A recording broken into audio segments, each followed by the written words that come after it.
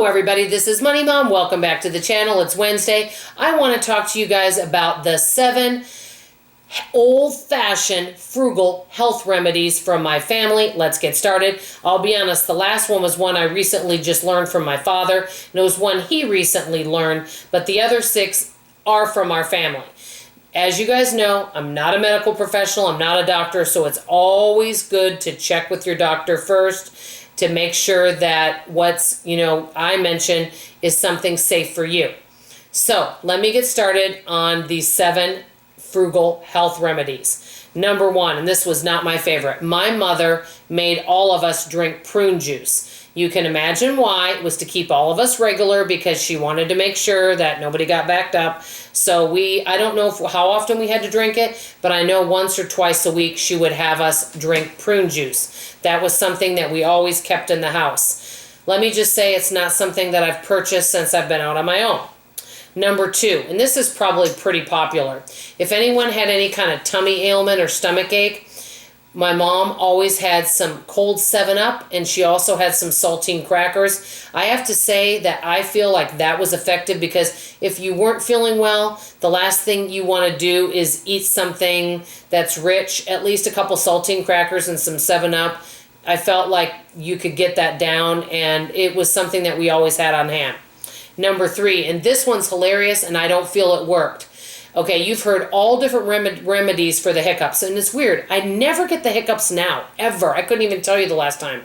But when I was a kid, I got the hiccups a lot for some reason.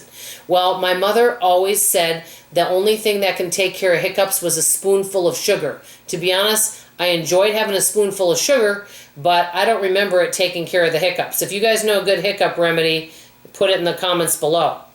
Number 4, and this is probably really something all of us grew up with, Vicks Vapor Rub. If you had any kind of cold, to put it on your chest, and with the menthol and everything, it would clear you up. And I have to tell you, what I hated about it is you'd put it on your chest and it would stick to your nightwear. It was awful.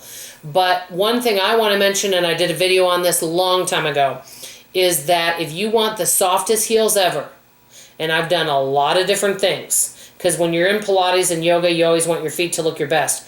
Slather that Vicks Vapor Rub all over your heels and wear socks for like 5 or 6 days, for about a week maybe, and you'll have soft heels. It really works, and everyone I tell about it loves that, and that's my little thing. Okay, now on to 2 things that my dad's mother did. My dad was born in America, but his mom and dad were born in Hungary.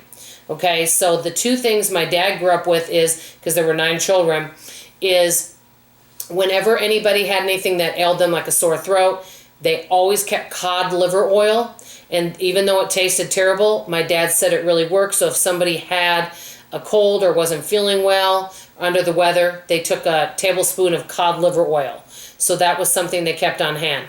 The other thing my dad told me about, this is number 6, and I know we've maybe heard this, but I thought this was really gross. I didn't grow up doing this. If somebody had a sore throat, my dad's mother would go get a sock, a dirty sock, and get it from the laundry basket. And remember, there were 6 boys and 3 girls, and he would make them wear that around their neck overnight. And my dad said when he got up in the morning, the sore throat was gone. I have no idea why. It's not something that I want to try. I don't know if any of you've tried this, but that's what he said, that it really worked.